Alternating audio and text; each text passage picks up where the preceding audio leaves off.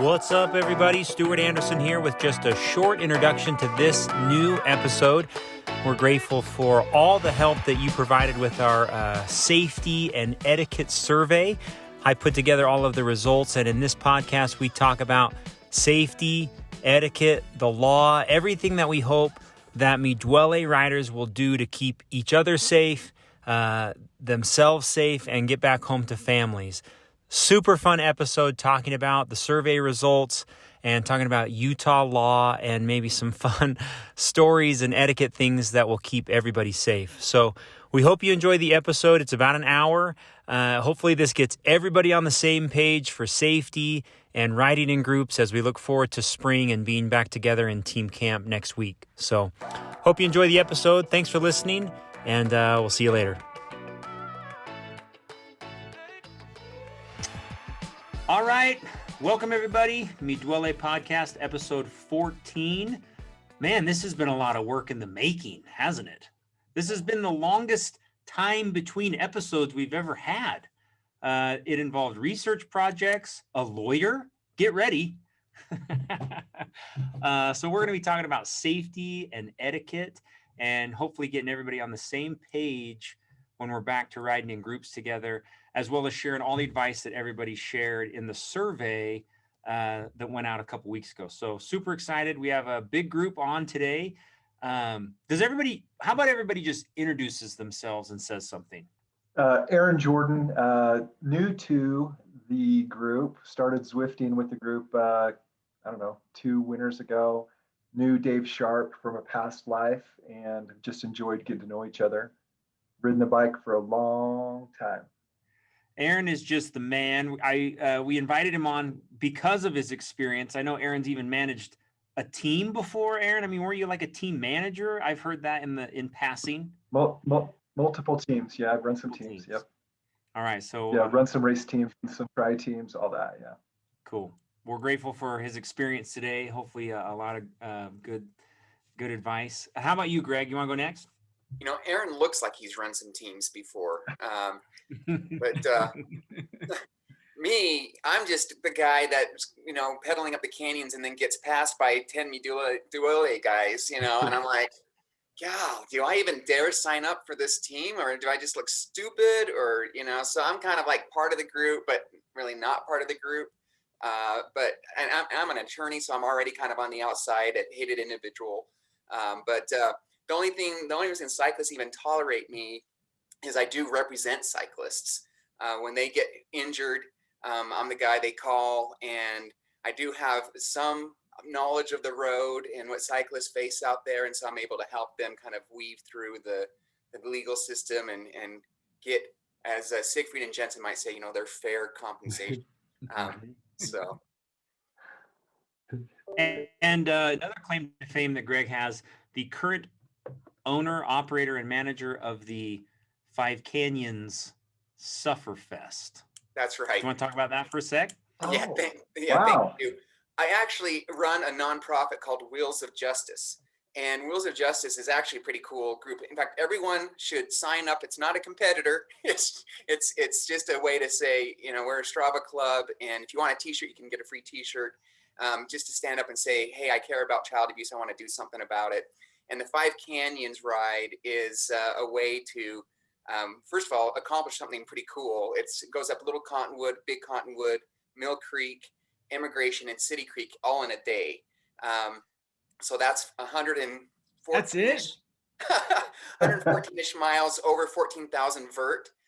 So it's a real challenge, and it's meant to be a challenge because it's meant to show that kids can overcome any kind of challenge, and that there's no mountain high enough that will prevent us from helping kids. And next year, we're going to be introducing a mountain bike challenge. It'll run the same day. It'll go from Park City and meet at the Capitol on a very secret, confidential route that we're working on right now. But if we have any mountain bikers in the group, they should think about that. But all the roadies should definitely sign up for Five Canyons and check off a bucket list item and do something good. Nice. It is a great day. Very, very fun. Okay, Chip. I just try to chase Aaron on Zwift. That's my introduction. Good Spencer luck. Chipping. Yep. Yeah, right. It was said this morning. This, I think, sums up Aaron's Zwift. When he wants to win, he does. Yep. That was not me that said that. That's not true. I'm an old I thought man. it was good. An old I thought it man. was I'm a true. good pretender sometimes. All right, Jake. I'm Jake, and obviously you guys know me. I'm the young gun around here, and just try to keep up with these old men here. So, a bunch of legends on the team. So Nice.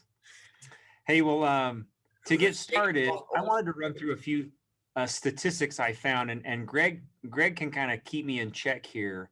But interesting statistic: last year there were 670 people died as a result of cycling crashes last year in America, and 95% of them were killed because they didn't have helmets on. Kind of an interesting statistic there. In Utah, 465 car cyclist accidents with 8 deaths in 2020 in Utah alone. So we are very aware even of a lot of the people inside our group who crashed last year, not car related, but we had a few groups go down riding together, just basic normal rides where we touched wheels or crossed. And we thought it would be important to kind of hear from veterans, hear from everybody what they do to stay safe. So rules, and then we also have just basic etiquette where, oh man, we were just overloaded with etiquette rules for just the weirdest stuff. I'm not calling you weird. We're really excited to talk about SNOT and lights and clothes and whatever. That'll come later in the podcast. But first, we're going to talk about essential safety standards that everybody should follow when we're together.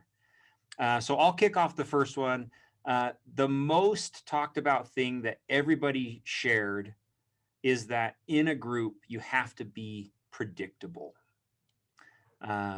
So what that could mean, some of the things says is, don't yo-yo, don't get on the front and like blast off thinking that you're going to drop the group because now you're fresh. The things that cause crashes in groups kind of revolve around unpredictable swerving or moving quickly when no one's behind you watching. But kind of in summary, that was a really hard hit thing that everybody talked about, was being predictable in a group. So maybe I'll start with Aaron. What does that mean to you, Aaron, when you hear that for safety? Yeah, I think that what I try to do when I ride is be smooth. I always think about just being super smooth, whether I'm in a pace line or on the front or sitting behind someone or, mid pack. It's just be as smooth as I can be. Nothing, don't overreact. If someone bumps shoulders with me, we bump shoulders. If I'm starting to come up on someone, and I think someone mentioned this in a comment, I continue to pedal, but I start to pull my brake a little bit. So I'm pedaling against my brake so I stay smooth. The big things, not overlapping wheels. I see a lot of this, and I've seen it with our crew, is the standing thing. I don't know if anyone watches pro racing, but I've noticed the last 3 or 4 years, you'll see the guy on the front flicks both elbows. Have you noticed that? That's their standing. So I think that's been kind of now the thing that's moved the pro peloton, is you flip both elbows before you stand. So I've actually started practicing that. And when you stand, think in terms of your rear wheel is going to come back. So if you're going to stand up, be smooth. So I think that's my one thing I always try to do, and I've tried to kind of pride myself on, is super smooth, super smooth. Dude, that's like your life goal. Be smooth. So good. That's not what my wife says, but okay. I've tried. Chip, what about you? What does it mean to be predictable in a group? What should Duoles consider doing when they're together? Yeah, I think Aaron hit a lot right on the head. And I would just add to it that communication, there is no harm in calling out what we are seeing is what I would add to the smoothness that Aaron added there. But I would also add this. I think it's one thing to call out. Sometimes we actually just yell, hey, and draw attention, but nobody knows what you are yelling about in front of you. So you yell or whistle or yell or whatever the case may be, but specific to what we're seeing. And just so I would just say over communicating in a pace line is most helpful to me and my experience in a pace line, so that we all know how to make our decisions coming up. That's what I would add to it. Nice. One thing that I loved, and I've seen crashes happen this way, there's one of these comments that says, it's always better, or it says, know your limit. I've seen crashes because a person on the rivet physically overlapped a wheel, stood in a tight group, or did something stupid because they were physically spent and should have just sat up and let the group go. Sometimes that also happens on like long Saturday rides. You're just kind of like, you've lost that focus. And I think that swerving and moving, and sometimes when we're together on those long rides, there's a lot of talking. So there's a lot of swerving and doing weird, erratic behavior. That is very unpredictable and unsafe. Anything else, Jake or Greg, that you want to add to this? I think just echo what Chip and Joreen have both said. I mean, I think obviously over communicating is super, super important. I think that, like Joreen said, the standing thing is kind of the new thing people are starting to use, is that elbow flickering. I mean, I over communicate and say, hey, standing and do the elbow. I try to do both. I think also too, it's important, as you ride in groups, I think the more you ride in groups, you should learn from these, from everybody. The more you ride in groups, the more you learn. And I don't think you should stray away from groups, but from my perspective, getting into cycling, the more I've ridden with like you, Stu, you, Chip, I mean, other people, I learn more. And so I get more knowledge, and then I start, wanting to pass it on to other people too. So I just think more communication, obviously being smooth is very important, but come ride and learn from these people. And hence we're having this podcast. I'm going to be learning a ton today. So. Yeah, I think, Jake, you bring up a really good point. When I introduce someone into cycling, or someone that's been riding a lot by themselves, or maybe was a triathlete, now is riding a group, I'll say stuff like, and we'll talk about Ben later, but when Ben was here, I would say, hey, just sit behind Ben. Look, totally. He's safe. He's going to be smooth. He's not going to do anything crazy. And you're going to see how to ride in a group. So you pick out someone that's experienced. You let them know, hey, Bob is new. Will you just kind of watch him today, help him, give him some, tell him whatever, half wheeling is, or how to point stuff out. But I try to pair people with an experienced rider so they can see what good looks like. I've done that a lot. Great point. Great point. Greg, anything to add? I think you guys have covered the group riding predictability. I think we may cover this later. Predictability is also the most essential component to safe riding vis-a-vis motorists. And so if you're going to cover that later, I'll just hold my tongue until then. Okay. Yeah. Aaron, I did put your comment in here about rolling over something instead of swerving. Do you want to do it now, or should we save that teaser for the end? Oh, we can talk about it. So my buddy Ben that I just referred to, he's been my training partner for like 15 years. We raced together on a team, pretty high level team. And then we retired from cycling and did triathlon together. And Ben is super smooth. He's the person that my wife, when she rides and Ben's in the group, she always rides with Ben. She trusts his will. I trust him. But one day we're on Chalk Creek Canyon on our nerd TT bikes it was a triathlon day. There was like 8 of us doing a pace line coming down. We're going think about Chalk Creek. You're rolling down in TT bars, fit group, and rolling through, and a cat is coming across the road, okay? So Ben, no swerving, no wiping anyone else. He's just like, well, head down. Boom. Like, hit the cat, tumbles, we all roll through. We did the hand signal, we slowed down, rolled back, cat was dead. But the cat gave its life so that we could all survive. If in all seriousness, if Ben would have panicked in that situation, it would have been carnage, because everyone was on their, TT bars, not touching the brakes, rolling through. So he's known as the cat killer among the friends, but that's an example of knowing when to, react to something, or just like stay calm, smooth, deal with it, and save the group. What's cool about the story, though, is that there's no way that behavior happens without thinking about it and practicing before. It was almost like Ben knew in his mind, because of he'd walked through the scenario and made the decision. That is why I hope everyone kind of thinks about stuff like this before we go out.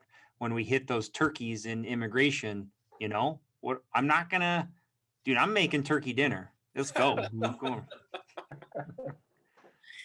You should know, though, that the cat's family has contacted me regarding a lawsuit, wrongful death. And so the story is not over. That's the end of the podcast. Thanks, everybody. Okay. The second highest rated or most talked about way to stay safe is obeying the law. And once we kind of got into the surveys, I realized that no one knows what that means.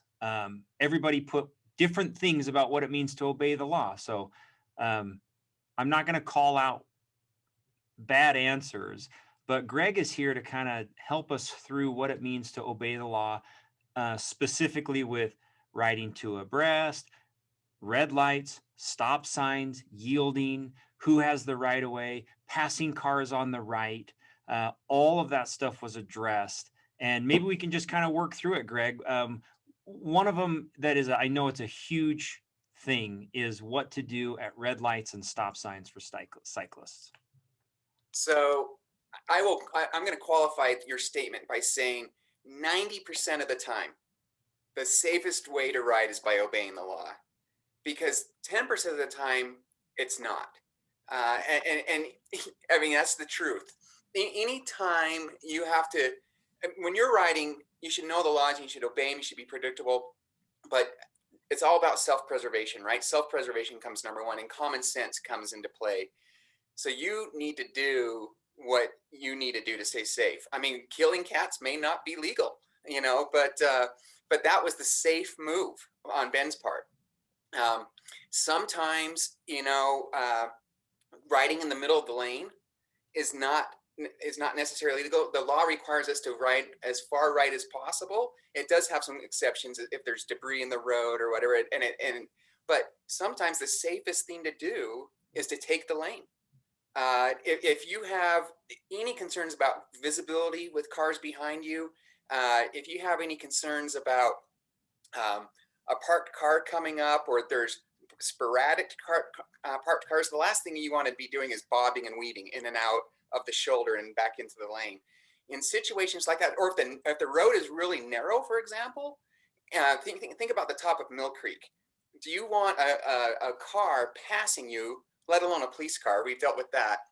But do you want anybody passing you when you're on a road that's 8 feet wide? No. So you got to take the lane. And that will accomplish a couple things. It increases your visibility, which is a huge part of staying safe. You want to be visible, and then predictable. You're not going to be bobbing and weaving. And then, of course, you're going to be avoiding debris on the right side of the road. And we all know that the debris seems to become more prevalent the farther to the right you go, right? So take the lane when necessary. Be predictable. You mentioned helmets, Stu. Helmets are key. Helmets, first of all, I tell people, wear a helmet. It will save your. If you don't wear a helmet, you may die, and worse, it's going to hurt your case. Because if you get hit and you want to go after the driver, sometimes if you don't have a helmet, they can apportion fault toward you, and kind of say, hey, your damages are worse than they would have been. So anyway, you want to wear a helmet. You want to be predictable, and you also, sometimes you have to do less than what the law allows. For example, the law does allow people to ride two abreast when you're not impeding traffic. This is a shocker to motorists. Motorists have this idea that cyclists can never ride two abreast. You can be in a shoulder that's 8 feet wide and riding two abreast, not impeding traffic. And you'll have, I'm sure you'll all attest to this, some truck go by and lose his mind because you're riding two abreast. It's absolutely legal. But sometimes you don't, it's just not safe to do it, even if you're not necessarily impeding traffic. So sometimes you might do more than the law allows and less than the law requires just to stay safe. So I would say always keep that in the forefront of your mind. We know about the 3-foot law. That's critical. That hasn't been around for that long. We're still trying to educate motorists. You'll see the license plates with the 3-foot distance on them to remind motorists. There's signs. We're working with UDOT and others to try to get more signs up to educate motorists. They don't, a lot of you can tell a cyclist when he's behind the wheel because he's the guy that's in the left lane when he's passing you. The others are like, just barnstorming, just coming so close you feel like, their side view mirror is going to hit your elbow or something like that. But we can educate motorists as well. And then the other thing too is to just ride with respect. It's not about necessarily owning the road or claiming your rights. And actually, Duole does this really well, I think. Anytime you're wearing a jersey where there's like 100 other guys wearing the same jersey, whatever you do is going to be labeled on everybody else, right? Those burrito guys. Yeah, and so you have one bad apple, and then it kind of taints the whole team. And not only does it taint the whole team, it taints all cyclists. And then motorists kind of become like our adversary. It's the craziest thing. I mean, I'm sure you've run into these motorists who feel like their mission in life is to teach us a lesson. Oh, yeah. And that turns into a dangerous situation. We've actually had cases where motorists have intentionally drifted into cyclists. I mean, it's kind of shocking that would ever happen, but that can happen. And so you mentioned stoplights and yield signs. I'll be completely honest with you. I mean, if it's an unattended intersection, I don't necessarily come and drop my foot and wait for 3 seconds and continue on. Right. I might roll slowly through the stop sign. But if there's a pedestrian there, if there's a car there, if there's anyone else there, I show respect by stopping, and I'll often wave to the car. If we're coming, cars I find are more than happy to kind of let you go through, and so you don't have to come through to a complete. I just bring up my hand and give them a wave and kind of assume the yield that they're going to give me. And when you do that, instead of them feeling like you're cheating them or being a jerk, they're kind of like suddenly on your team, and they're like, oh yeah, go on through, So I mean, just think about being courteous. And then I guess the last thing I'd say is just remember also the law considers you to be a motorist. All right. So if you can go into the left lane to turn left, you can do all those things. You are, if you know how to drive, if you know the rules of the road, you know most of the rules of the road then for cycling. And you just have to obey those. And back to being safe, it's all about defensive driving. You want to get eye contact anytime you're going through an intersection. If there's someone else there, even if you have the right of way, I get cyclists hurt all the time when a car just doesn't see them. They come in. If the car's coming at you, sometimes they'll turn right in front of you, and you'll end up T-boning them. Eye contact. If you do not have eye contact, assume they don't see you and just stop, because they probably don't see. So anyway, that's a lot. We could go on and on, but yeah. Greg, I do have one question on those. In the last 2 years, some cyclists I've heard on Facebook groups and within our members that Utah passed something that in a stop sign intersection, sign only, not lights, but stop signs only, that a cyclist can pass through. Is this correct, or is this false? Like, let's take you're on Wasatch Boulevard heading to immigration, right? That's like the famous one, or right next to Evergreen Junior High. Yep. Yes, or actually that's a light. Yes or no, can you roll through, or do you have to put a foot down? The law says you have to come to a stop right now. There's been a push for about 5 years, every legislative session, to pass what's known as the Idaho Stop Law, which allows cyclists to treat stop signs as yield signs. That came very close to passing last year. It finally got it out of the Transportation Committee, died on the House floor on the final day of the legislative session. It's still stuck in the Senate committee this year, the Transportation Committee, and we don't know if it's going to get out of committee. But 2 years ago, we did get part of it passed, where if you're at a stop light and you have waited, and this applies for people 18 and above. If you're at a stoplight and you've waited 90 seconds and the intersection is clear, a cyclist can proceed through the light. Wow. So that's a pretty good thing, because have you ever been, I mean, most lights, the modern lights pick up a cyclist, but some of the lights you'll be, some boondock place and it doesn't change. Yeah. So, and that's an example of the law being amended to try to conform to practice and common sense. Of course, you can pass through the intersection safely if it's dead and you're just sitting there, right? Right. That's what they're trying to do for stop too, the Idaho stop. But so far, it hasn't passed. Greg, I've got a question for you. Sure. What about those? I mean, we've all seen those. I vividly remember this picture of seeing this cyclist on the road and this big diesel truck go by and just blow the exhaust right into the biker. I mean, it's happened to me before. I'm sure, I don't know if it's happened to you guys, but we see this more and more often now with these big trucks going through and spraying their diesel as they go by us. What's the law behind that? Is that a criminal offense, or can you shed some light on that? The rolling coal, they call it. They call that rolling coal. And if you've ridden more than a few years, you've experienced it. Sure. It is illegal. But very rarely do people get cited for it, because you have to be like you guys to be able to catch a truck and get close enough to get the plate. So often, often you just have to, you just take it, and that's an example of these motorists that just feel like if you're wearing Lycra, you might as well have antlers or something, because they're coming after you. Okay. Yeah, I like that. I think that's why all those TBD guys in California ride with those. Every single one of them is an attorney, and they all ride with cameras front and back. Yep. Yeah.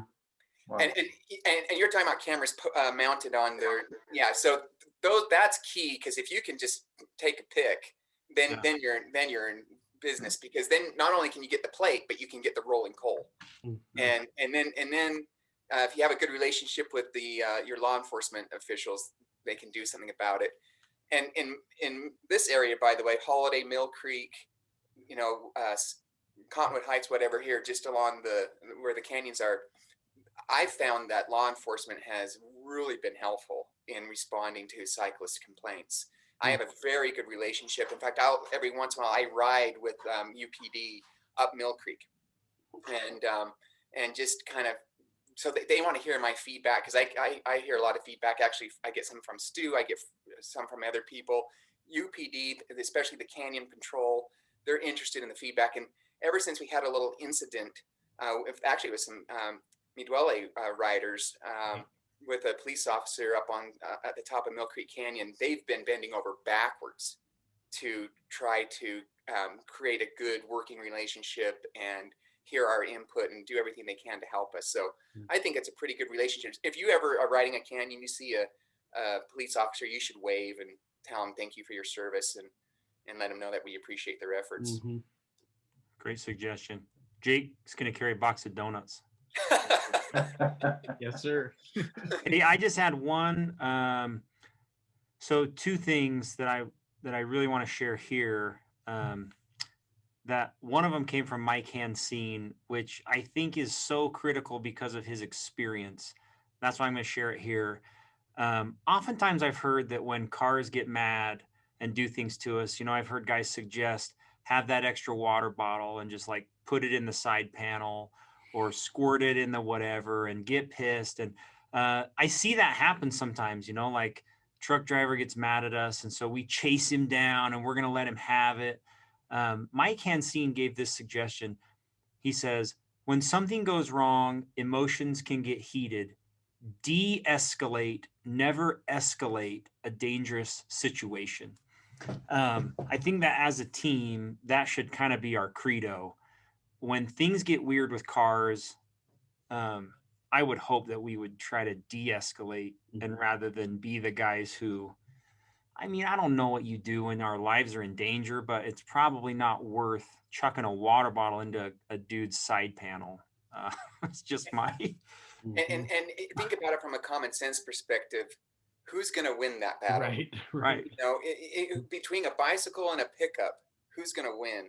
And there are crazy people on the road. I mean, you hear about road rage incidents all the time, and then they escalate because someone, after something, they flip the bird or they swerve or whatever, and it doesn't make it better. And so, and then how's that driver going to interact with cyclists in the future? Yeah. I mean, we have to be good ambassadors, right? Yeah. And so, Stu, that's really good advice. It takes a lot of self-control, and you have to be a big man, because trust me, I've had my moments where I've wanted to kill a motorist who, was pushing me off the road or what have you. Right. But it's foolish, and it doesn't help. I agree. All right, let's move on. I'm going to have Aaron kind of help with this next one. The third thing that is most talked about, most shared, is proper use of hand signals. I think everybody kind of believes and knows if you've ridden in a group, there's certain things you're supposed to be doing. But there was some confusion as to what you're supposed to be doing. Aaron, thoughts on hand signals? Okay, this is what I learned, like, growing up on the bike, was you literally, use your right hand for right hand turn, left hand for a left hand turn. You don't do the whole elementary school. It's like right elbow, hand down for stopping. It is like like brushing with your hands for gravel. Mm-hmm. And it is like 2 fingers back and forth for railroad tracks. And so, I mean, other than that, it's slowing. So it's pretty simple stuff, but it's pointing out the potholes, it's railroad tracks and gravel. Those are probably what I use most is, well, here in Utah, gravel a lot. And then, just pointing stuff out. But I always signal. When I shouldn't say I always signal. When I haven't signaled, I've gotten into trouble. Like 2 months ago, riding with a good friend of mine, where I'm thinking he knows where we're going. We've done this route a million times. We're coming up on a 4-way stop, no cars. He's on my inside. I start to turn right. Tyler goes straight. So we hit each other. He's experienced, I'm experienced. We bumped, rolled up together. And I'm like, oh man, sorry. We took the corner. But if I would have just like signaled and not just had this assumption that he knew we were going, then we would have been okay. Yeah.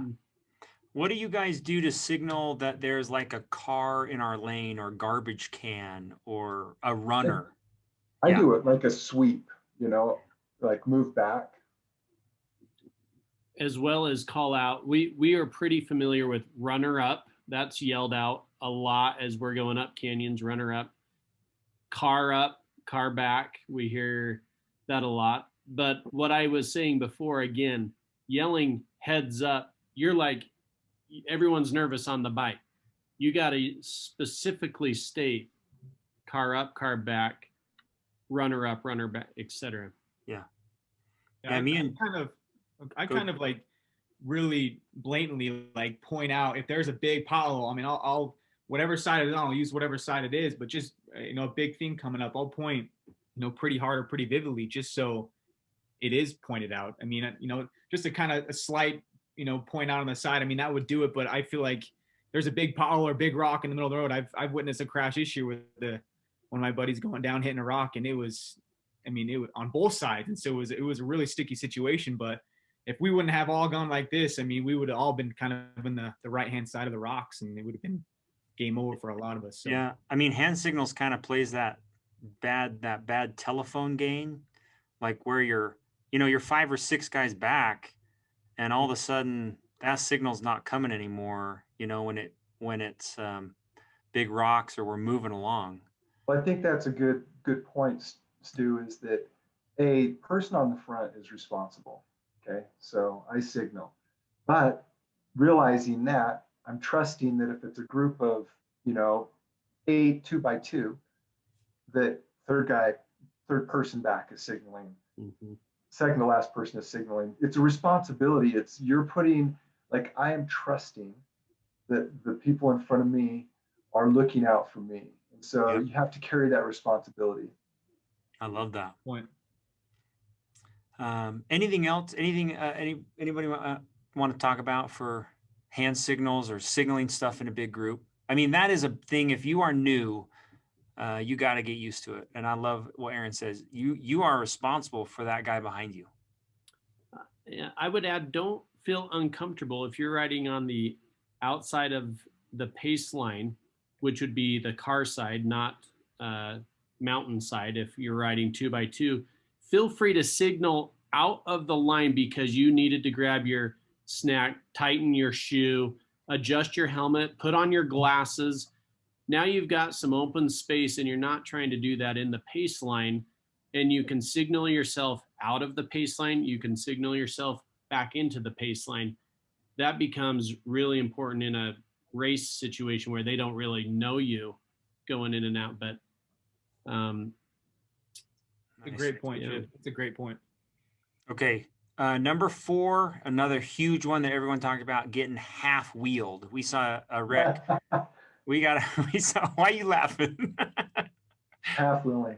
Nasty. Oh man, we went down early in the spring last year because of this. So maybe someone to describe what this means. What does it mean to be half wheeled in a group, Chip?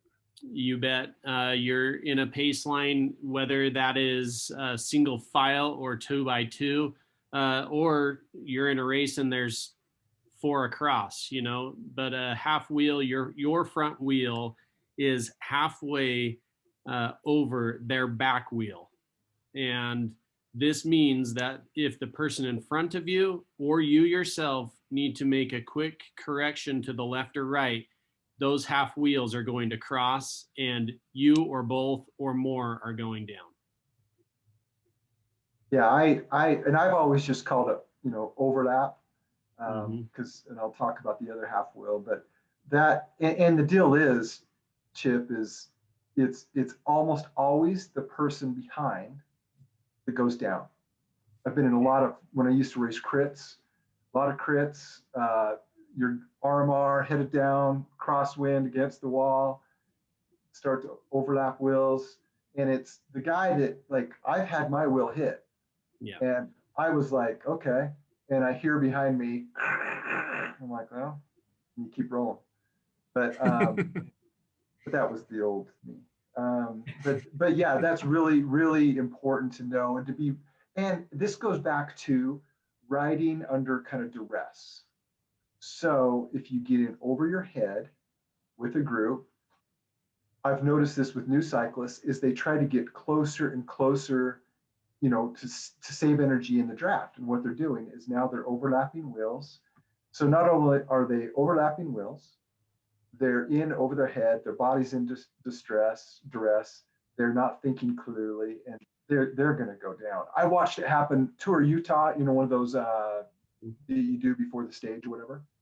Halfway in, I had helped my buddy into a group. I'd actually sat behind him and pushed him through some hills, and we got into a group, and I was watching him, and we're all in a big single line, little crosswind, and I was watching him starting to overlap wheels, and I'm like, uh-oh.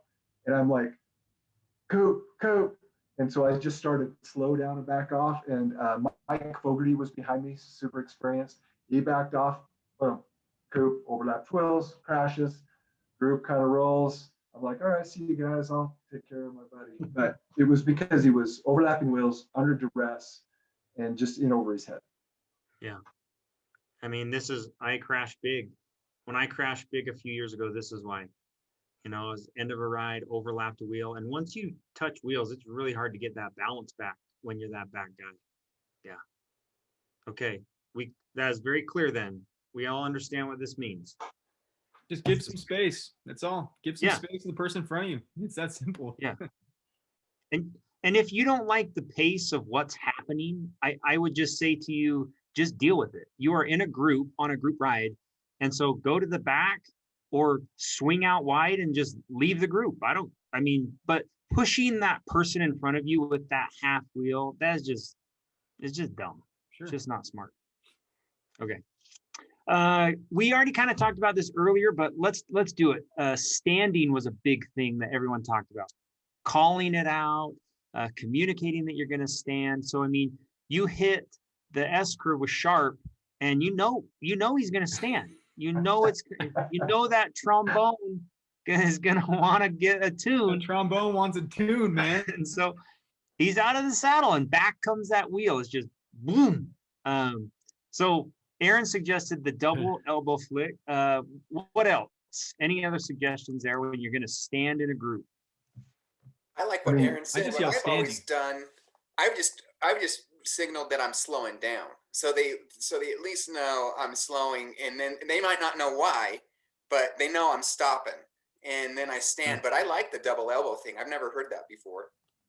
Yeah, I think that's pretty new in the Peloton. I watch way too much cycling on about 4 different apps that I'm paying for. But that flick, if you watch a stage, there's a race going on today. Watch it, and I bet you'll see it.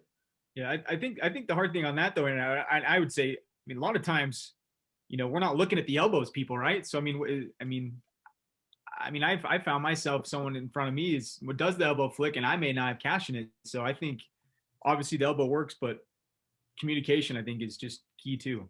Standing or slowing down, like Greg said, doing the slow down thing, give you some room. And I think going back to personal accountability within the group. So if you're a smooth cyclist, you're not going to shoot your rear wheel backwards unless you're super fatigued. You should be thinking in terms of, you almost try to push your bike forward when you stand up. And I get mad at myself if I get tired and I let myself do that. Like if I hear behind me someone I'm like, that's really my fault. I need to be more smooth and I need to signal what I'm doing. Nice. Okay, there's one more item here for safety, and then we're going to move into like what I consider etiquette. There was a lot of talk about what is appropriate for music, earphones in a group. Yeah, Chip is shaking his head. That is a no-go. If we are in a group, you do not have things in your ear holes. Yeah. So that's very simple. There's not a lot to talk about there. You don't wear music in the groups. Nope. Yeah. And you need to think about whether you want to wear music even if you're not in a group. There are a lot of things that you hear as a cyclist that are important. You hear cars way back. You hear a car if it's in the gravel. You hear a lot of things that you will not hear if you've got headphones in. Yeah. So just think about that. I know it's tempting. You can't live without your AC/DC for more than 24 hours. But just think about it. And in a group, absolutely unacceptable. Yeah, Ed Troner suggested that was one of his rules. No music ever. Yeah. Never have it in. Yeah. Okay, great. Okay, we good? We're going to move on. These are more of etiquette things, like keep you safe by not being a moron. So the first one that I love was, and these are in no particular order, so anytime you want to chime in here, but someone said, don't show up to a ride with being the guy with the crappy squeaky bike. I think that is hilarious that come prepared. That is, I think, maybe at the top of your list. If you're going to arrive at a group, be ready with tubes and a tune bike and all the things. Any thoughts there? Will you tell whoever submitted that I am sorry? Yeah, I think you should always be prepared for yourself at least, and then maybe one other, but but nothing's worse than you flatting, holding up the group, and borrowing somebody's gear to fix your bike. But I think that goes right alongside with having it tuned as well. And the best advice I would give on this point is, my daughter is a ski racer and very competitive. She has to tune her skis at the end of every day's training, which is almost 4 times per week. A bike is the exact same. You get your bike in your garage when you get home, and it will only take you 5 minutes to keep it lubed, cleaned off, and spinning properly, versus waiting 30 days until it starts making those noises. I agree. You can have a crappy bike by yourself all day long. I don't care. Just don't show up when we're together. Okay, this is a huge controversy. This must be a real sensitive spot, and we're going to let Jake lead this discussion. Oh, boy. SNOT. Well, it's come to our attention that I guess snot rockets are a big thing with cyclists, and unfortunately, I have to admit I haven't taken one in the face yet, so I can't really speak to experiencing this, but I have seen them. I have seen people do them, but I will say, give this piece of advice: if you are going to snot rocket, like we kind of mentioned earlier, veer out to the left a little bit or to the far right. Do your business. Whether that's snot rocket, do your food, your water, whatever it is, taking off your vest on your ride, but just pull out, do your business. And then once you're done, come back in line and regain the peloton. Don't snot rocket when you're in the front, right in front of everybody. I mean, again, we've all seen it, witnessed it. I mean, I haven't experienced it, but I've witnessed it, and it's no bueno, man. So the guy that did it to me at the Huntsman 140, this is what he said. After he blew snot on me, he goes, "Well, your day's going to be a lot better from here on out." I was like, dude. Yeah. But there were so many people that talked about this. Either everyone's paranoid or it's happened to them in the past. But yeah, not a lot to talk about. It's even spitting too. When you're spitting, pull out. Yeah. Pull out on the side. Don't just spit right there either. Yeah. And you know what, Jake, there really is a hand signal. Like, what you're supposed to do is, as you roll out, you drag one arm out. It's like almost like a fender. Okay. And you spit down and then you do it, but you've pulled out, we put that arm out so people know, oh yeah, here comes Aaron's, sinus issue. And then you pull back. This is going to maybe lead to a discussion, but it was brought up a bunch of times. I arrive at immigration for a group ride, and the etiquette. What is the etiquette? What is the courtesy of the group? How should I act when I don't? Let's just talk about, like, how does the group associate with people who maybe are new?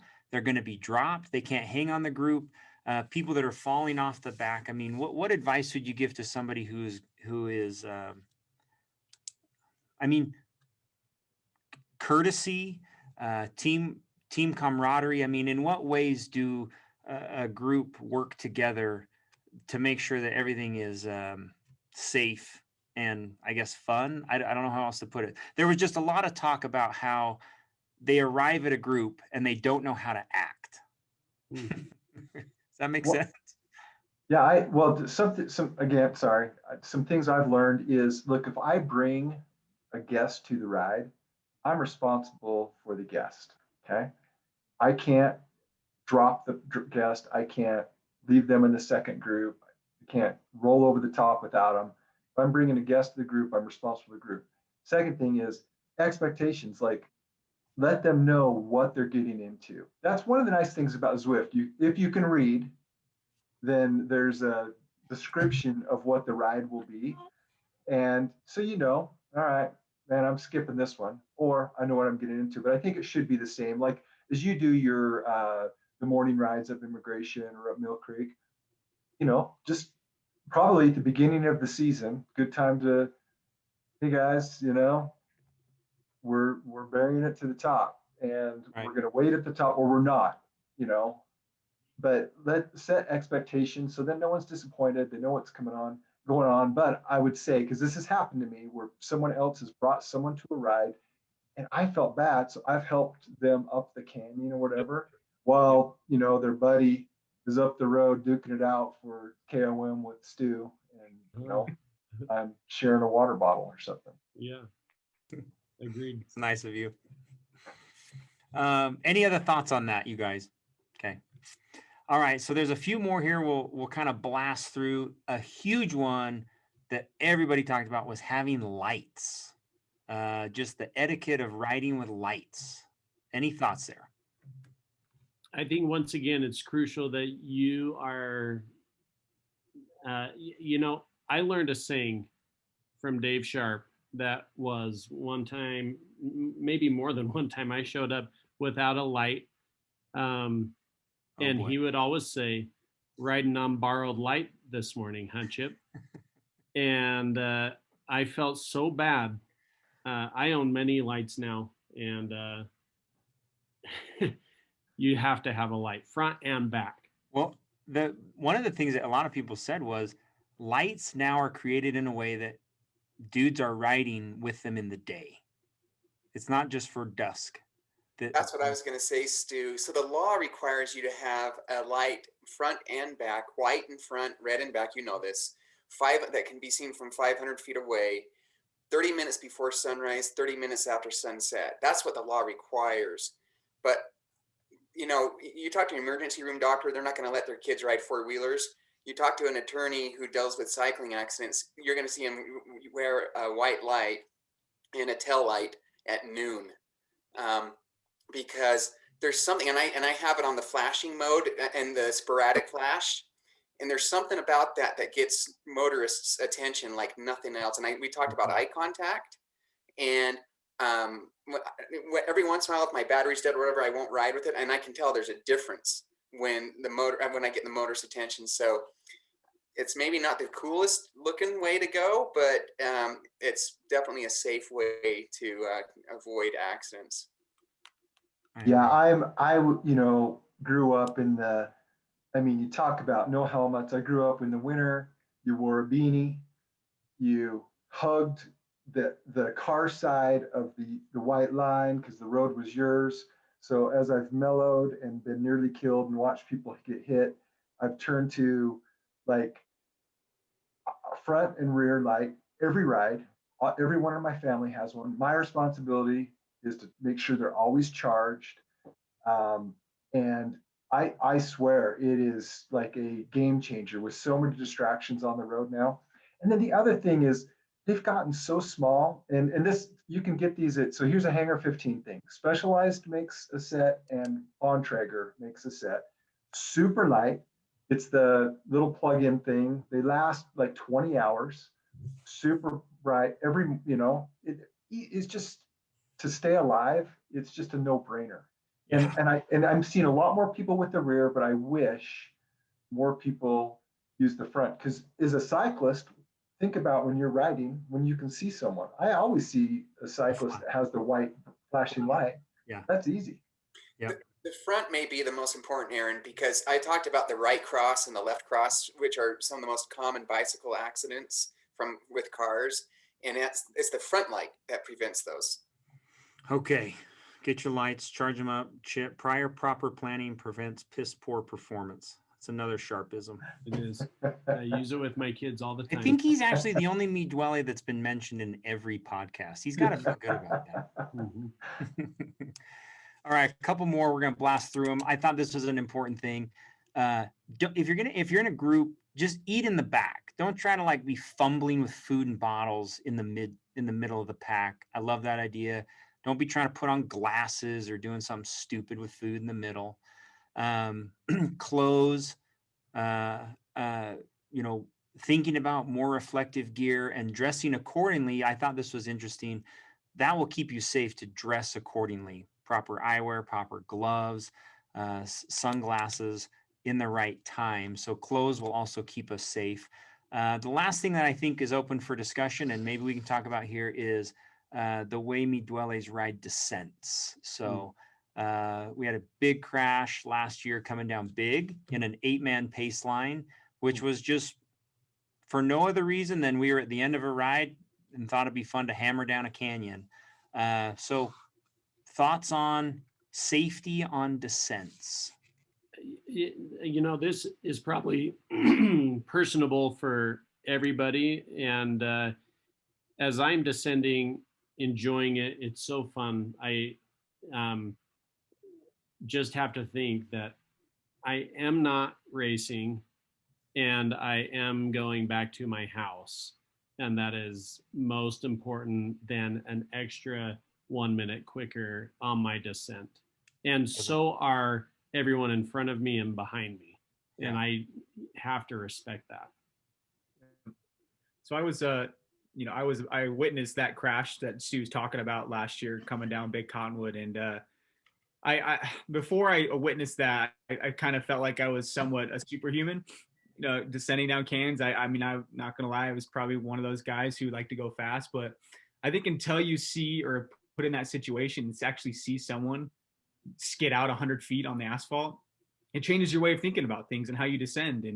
And for me now, descending down canyons, I have a different approach of, it's always okay to go slow. You don't need to be the fastest going down, and, give the person in front of you plenty of space. And as we've talked about multiple times in this, point things out. And, as you're the front of the leader coming down, you're responsible for the people behind you. And, and as you point out things in the front, I hope those people behind you will continue to point those things out going back down the pace line. And again, I think until you see someone crash, Jordan, maybe you've seen plenty of crashes, but until you've been really put in that situation, even Stu, it's scary. I mean, it really scares you and changes the way you look at things. Yeah, it sucks. If the road's not closed and you're not a professional, set your PRs going up. Yeah. Absolutely. Yep. Hey, and around here, there's so much wildlife. That's the other thing that kind of keeps me pretty safe on the descents is I see so many deer and other things. I don't want to be the dude that hits the deer. I don't want to be KSL story. And when David Kirby hit the deer, was it last summer? Mm-hmm. I said, David, what the worst thing about hitting a deer is? You can't sue him. I know. That's what I was thinking. You are gonna not have. Yeah, that's a bad idea. Could we talk on one more thing here? Maybe we haven't decided about, but pace lining. One thing that I've frequently come and just have realized in pace lining is kind of this yo-yo effect. As you kind of transition from this person, leading the front, and the second person takes over. That person who is always taking over always seems like they need to put the gas pedal down, and then it leaves other people behind them chasing. And it goes back to Jordan's point, being smooth. Just transition. You don't need to put the pedal down as you're excelling out of this pace line. Just be smooth and rotate, in kind of a circle. Yeah, and that's I was lucky again. Was mentored by some super experienced cyclists, and it is being really smooth, communicating. And if someone is pulling through too hard, don't get caught in the trap of pulling through too hard. Let them pull through and sit on the front for a while, roll up, take your time, check under your elbow, roll over. And then you've got to talk to people. You have to let people know. And this is the hard thing about riding with friends and people you respect is I've had plenty of people say to me, hey, you were half wheeling me, or look, you were pulling through too hard, or this. So you have to communicate that. It's okay because we're doing it for each other, particularly new riders, but it's a bad habit. And I worry because camp's coming up, and I just think about some of those slightly downhill, like when you're heading into Littlefield, scary fast, okay? And if you start to pace line and people get in over their head, I mean, it's going to bring up the point of overlapping wheels, half wheeling, getting in over your head, pointing things out. So just, it's always better to be a little more cautious, but that's where I go back to where I was taught, just be really smooth and good things will happen. Yeah, it's great advice. Thank you. Okay, guys, unless there's anything else, I kind of worked through it all here. We kind of summarized most of the stuff. I think more than anything, when we arrive at a group, just being more aware of each other, the expectation of the group, and maybe just reviewing a few things, especially if you're new, you've never been with us, just ask. Like, don't be a dum-dum and crash a group if you don't know what's going on. Well, link up with somebody. Link up with somebody that you trust or think is experienced. All right. Well, Hey, thanks for letting me part of this. This was awesome. Hey, this was fun. You guys are so awesome. Let's be safe. Let's no crashes 2021. So, all right. Thanks everybody. Appreciate it. Thanks, everyone. Thank you.